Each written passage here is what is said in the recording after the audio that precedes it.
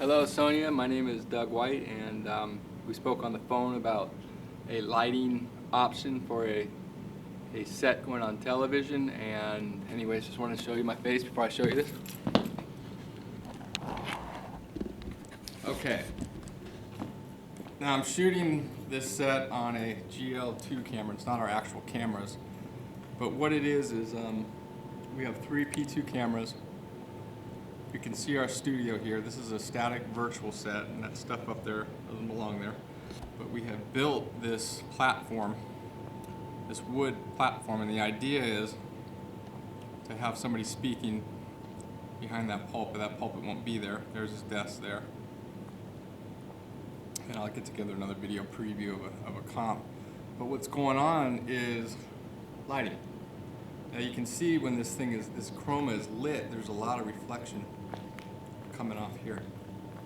And it takes me hours in motion and post and After Effects or whatever to key this thing and key it out. So the idea would be to take lighting across here, and those are our master control lights, those come off. But you can see our lighting grid, and we posted on a test the other day these PARs and those LECOs, and we put filters in them, enough to get this back set lit. And it actually worked, believe it or not. But the problem is these PARs overhead on my subject, who sits right there, and I'll send a demo to you of what I did and how it actually turned out, is doing it the amateur way, how it actually worked. But what we had here prior to this new concept for television was a set in our factory over here that we tore down, and you can see we have literally gone to town building out this whole lighting grid. So we actually have a lot of PARs and LECOs, which are, it's a hard process when it comes to chroma, as we all know. I need constant light, consistent lighting. I like Kinos. I like to get a lighting grid above this set up here that actually come from overhead just above this top cap that we built right here.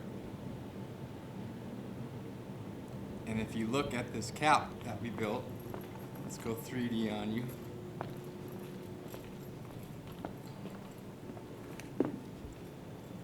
Bam.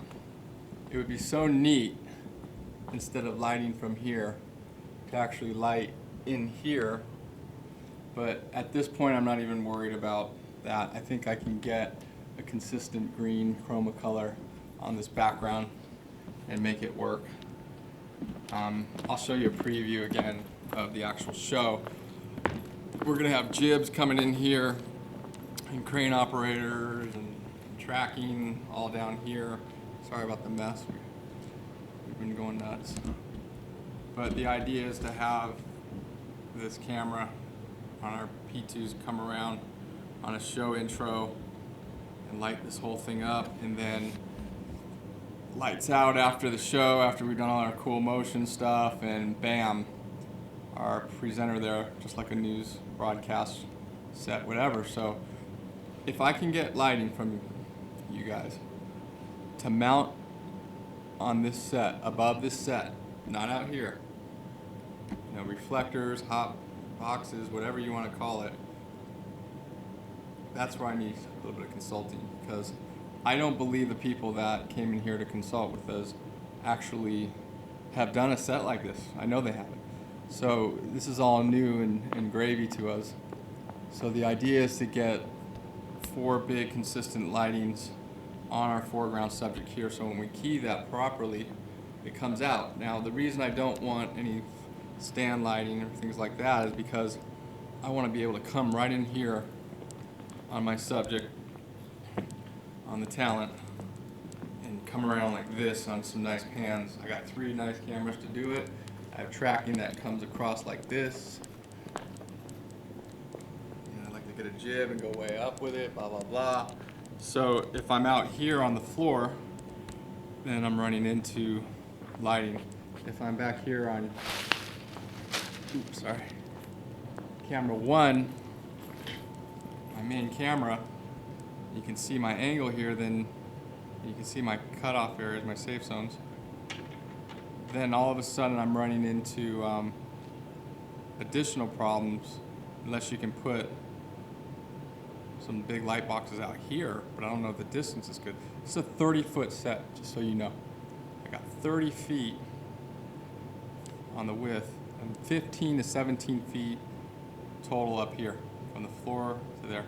So above head, I would need about a clearance in there is about 15 feet to that first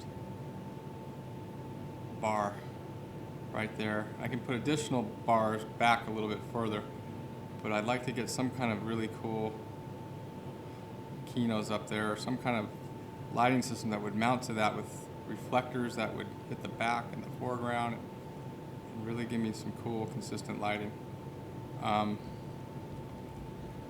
Again, we were just moving stuff around and cleaning this place up after, building this set in 3 weeks.